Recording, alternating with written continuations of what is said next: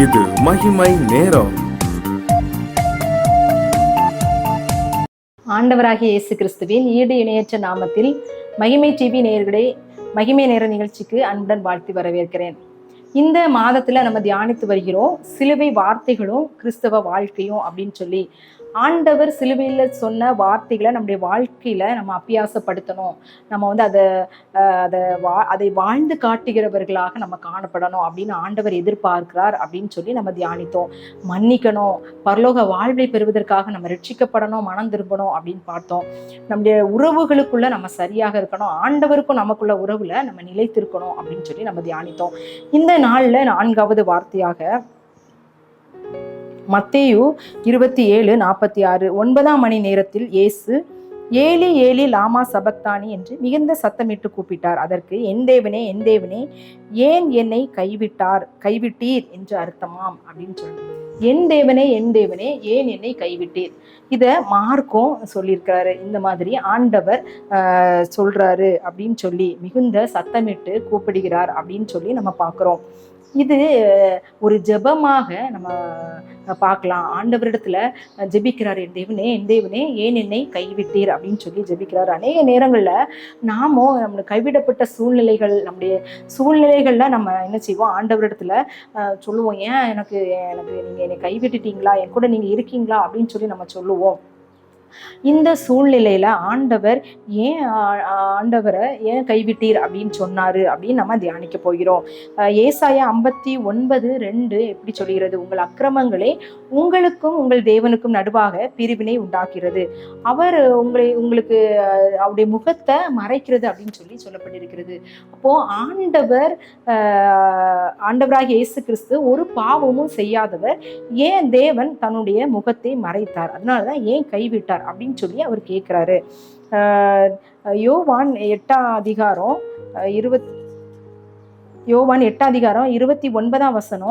என்னை அனுப்பினவர் என்னுடனே கூட இருக்கிறார், பிதாவுக்கு பிரியமானவைகளை நான் எப்பொழுதும் செய்கிறபடியால் அவர் என்னை தனியே இருக்க விடவில்லை. ஆண்டவர் பிதாவுக்கு பிரியமாக எல்லா காரியத்தையும் செய்ததுனால பிதா என்னை ஒரு தடவை கூட தனியா இருக்க விடவில்லை அப்படின்னு சொல்லி ஆண்டவர் சொல்கிறாரு. நானும் பிதாவும் ஒன்றாய் இருக்கிறோம் அப்படின்னு சொல்றாரு.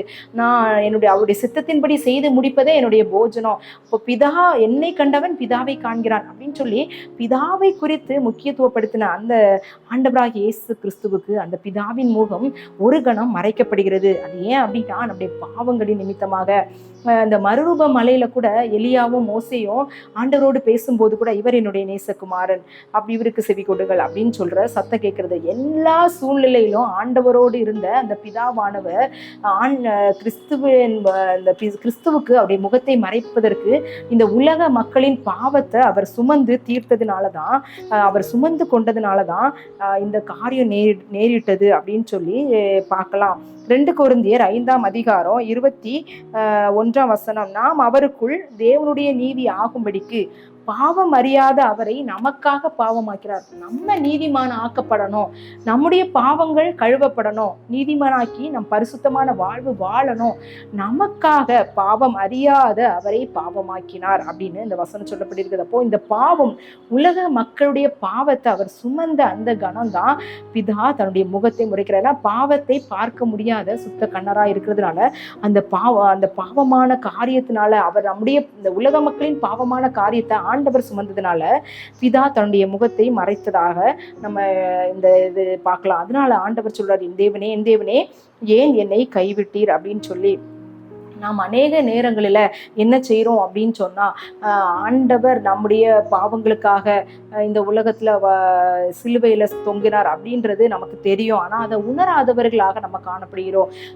நம்முடைய வாழ்க்கையில் நம்ம ஆண்டவருக்கு பிரியமில்லாத காரியங்களை செய்யும்போது, ஆண்டவர் எனக்காக சிலுவையில் அறையப்பட்டார், என்னுடைய பாவங்களுக்காக ரத்தம் சிந்தினாரு, நம்ம அநேக நேரங்களில் பாடுவோம், என்னுடைய கையால் செய்த பாவங்கள்னால அவர் கைகளில் ஆணிகளை கடாவப்பட்டது, என்னுடைய கால்களினால செய்த பாவங்களுக்காக கால்களில் கடவாப்பட்டது அப்படின்னு சொல்லி நம்ம பாடுகிறவர்களாக கூட நம்ம காணப்படுவோம். ஆனா அதை நம்ம சிந்தித்து அதற்கு அடுத்து என்ன செய்யணும், நான் பாவம் இனி செய்ய மாட்டேன், என்னுடைய பாவங்களின் நிமித்தமாக அவர் என்னை அவ்வளவு அந்த கேடு அடைந்தார் அப்படின்னு சொல்லி வசனம் சொல்லப்படுகிறது.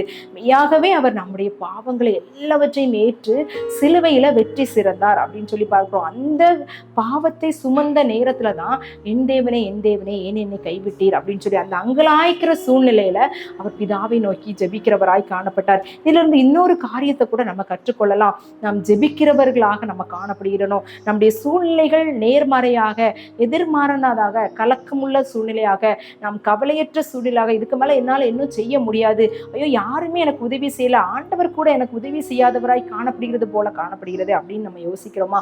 ஒண்ணு, நம்முடைய பாவங்களை நம்ம அறிக்கையிடணும். பாவங்கள் நிமித்தமாக ஆண்டவர் நமக்கு செவி கொடுக்க முடியாது, நம்முடைய ஆசீர்வாதங்களை நாம் சுதந்திரிக்க முடியாது. நம்ம பாவங்களை அறிக்கையிடுகிறவர்களாகவும் நாம் ஜெபிக்கிறவர்களாகவும் காணப்படணும் அப்படின்னு சொல்லி இந்த வேத வசனத்தின் மூலமாக நம்ம கற்றுக்கொள்ளலாம். இந்த கடினமான சூழ்நிலையில நாம் ஜெபிக்கிறவர்களாக நம்ம காணப்படுகிறோம். அநேக நேரங்கள்ல கடினமான சூழ்நிலை நமக்கு வரும்போது அதை குறித்து யோசிக்கிறவர்களாக, அதை குறித்து பேசுகிறவர்களாக, அதே குறித்து சிந்தித்து வேற எந்த காரியத்தையும் செய்ய மறுக்கிறவர்களாகவும் நம்ம அதை செய்யாதவர்களாகவும் நம்ம காணப்படுகிறோம். ஆனா ஆண்டவர் எதிர்பார்க்கிறது நம் கடினமான சூழ்நிலையை நம்ம ஜெபிக்க வேண்டும்.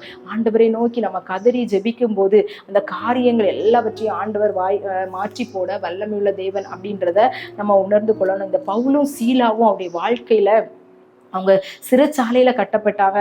அந்த அப்போஸ்தலர் 16 அதிகாரத்துல சொல்லப்பட்டிருக்கிறது. நடுராத்திரியில அவங்களுடைய கைகள் கால்கள் எல்லாம் தொழுமரத்துல கட்டப்பட்டிருக்கிறது. ஆனா அவங்க நடுராத்திரியில அவங்க தேவனை துதித்து ஜெபித்தார்கள், அவங்க பாடினாங்க. அதனால அவங்களுடைய கட்டுகள் எல்லாம் திற உண்டது அப்படின்னு சொல்லி நம்ம பார்க்கிறோம். இந்த கடினமான சூழ்நிலையில நம்ம எப்படி ஜெபிக்க முடியும்? ஒருவேளை நம்ம அவங்களுடைய சூழ்நிலையில நம்ம இருந்தோம் அப்படின்னா நம்ம புலம்பிக் கொண்டு இருப்போம். ஆண்டவருக்காக நான் இதெல்லாம் செஞ்சேனே, ஆண்டவருக்காக இதெல்லாம் செஞ்சேன். இவங்க ஆண்டவருக்காக செய்தது நிமித்தமாக தான் அந்த காரியங்களை அவங்க அனுபவித்தார்கள்.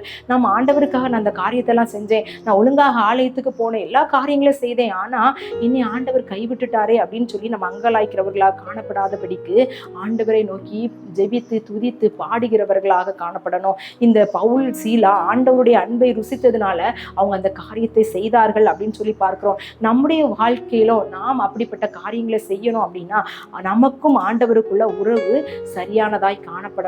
அப்படி இருந்தா மாத்திரம் தான் நம்முடைய ஜெபத்துல நம்ம தரிக்கிறவர்களாக நம்ம காணப்பட முடியும். நம்ம அதிகமா யார்கிட்ட பேசுவோம் அப்படின்னா நமக்கு யாரை ரொம்ப பிடிக்குமோ அவங்ககிட்ட அதிகமா பேச நம்ம விரும்புவோம், அதிக நேரம் அவங்களோட செலவிட விரும்புவோம். அதே போலதான் ஆண்டவர் நம்மோட அதிக நேரம் செலவிட விரும்புகிறாரு, நாம் விரும்புகிறதாய் காணப்படவில்லையே.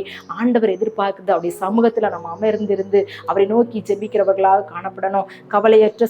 கவலையுள்ள சூழ்நிலைகளை கவலையற்றதாய் மாற்றணும் அப்படின்னா நம்ம ஆண்டவருடைய சமூகத்துல போனோம். ஆண்டவரே ஏன் என்னை கைவிட்டீர் அப்படின்னு சொல்லி ஒருவேளை ஆண்டவர் இந்த வேத வாக்கியம் நிறைவேறும்படியாக இந்த வார்த்தைகளை சொன்னார். நம்முடைய பாவங்களை எல்லாம் சுமந்தது நிமித்தமாக அந்த பாவங்களை சொன்னார், அப்படியே அந்த வார்த்தையை சொன்னார் அப்படின்னு நம்ம சொல்லலாம். இன்னொரு சம்பவம் லேவியராகமத்துல சொல்லப்பட்டிருக்கிறது. பிரதான ஆசாரியன் எல்லாருடைய பாவங்களையும் ஒரு ஆட்டுக்குட்டியில வெள்ளாட்டு கடால சுமந்து இந்த பாவங்களை சுமந்து போக சொல்லி போக்காடாய் விடுகிறதான ஒரு காரியத்தை அவங்க செய்கிறாங்க. அந்த எல்லாருடைய பாவங்களை சுமந்து அது போக்காடாய் போகும். அதே போல அந்த பாவங்களை எல்லாம் சுமந்ததுனால ஒரு கைவிடப்பட்ட சூழ்நிலையிலே ஆண்டவரை நோக்கி ஜெபித்தார். தேவனே என்னை கைவிட்டீர் அப்படின்னு சொல்லி நம்முடைய கடினமான சூழ்நிலையும் கைவிடப்பட்ட சூழ்நிலை நாம் ஆண்டவரை நோக்கி ஜெபிக்கணும் அப்படின்னு சொல்லி ஆண்டவர் எதிர்பார்க்கிறார். நம்முடைய பாவங்கள் அவர் நமக்கு செவி கொடுக்க முடியாதபடி தடையாய் காணப்பட்டால் அதை அறிக்கையிட்டு விட்டு விடுவர்களாக காணப்பட வேண்டும். அதுதான் இந்த நாளுக்குரிய சிந்தனை. அப்படிப்பட்ட காரியங்களை ஆண்டவர் நம்முடைய வாழ்க்கையில தரணும் அப்படின்னு சொல்லி நம்ம ஜெபிக்கலாம். எங்களை அதிகமாக நேசிக்கிற எங்கள் அன்பின் கர்த்தாவே, இந்த நல்ல நாளுக்காக உமக்கு நன்றி செலுத்துகிற தகப்பனே. இந்த நாளில் ஆண்டவரே இந்த 4வது வார்த்தை நாங்கள் தியானித்தோம். இதன் மூலமாக ஆண்டவரே தத்தளிக்கப்பட்ட சூழ்நிலையில நாங்கள் காணப்படும் போது என் தேவனே என்று சொல்லி சத்தமாய் உம்மை நோக்கி கூப்பிட பவுலும் சீலாவும் சிறைச்சாலையில உம்மை துதித்து பாடினது போல நாங்கள் துதித்து பாடும்படியாக எங்களுக்கு கிருபை செய்யுங்க. ஆண்டவரே நாங்கள் சிலுவையில் உள்ள வசனங்களை நம்ம தியானிக்கிறவர்களாக மாத்திரம் இல்ல, அதன்படி வாழுகிறவர்களாக எங்களை மாற்றுங்க. இந்த வருஷத்துல ஆண்டவரே ஒரு வித்தியாசம் எங்களுடைய வாழ்க்கையில உண்டாகும்படியாக நாங்கள் உமக்காய் வைராக்கியம் உள்ளவர்களாய் ஒவ்வொரு நாளும் வாழும்படியாக கிருபை செய்யுங்க. அதிகமாய் ஜெபிக்கிறவர்களாக, அவருடைய பாவங்களை விட்டு விலகுகிறவர்களாக, விலகி ஓடுகிறவர்களாக எங்களை மாற்றுங்க. எங்களை தாழ்த்துகிறோம், வெறுமையாக்கிறோம். நீர் பெருக நாங்கள் சிறுக. இயேசுவின் மூலம் ஜெபம் கேளும் நல்ல பிதாவே, ஆமேன்.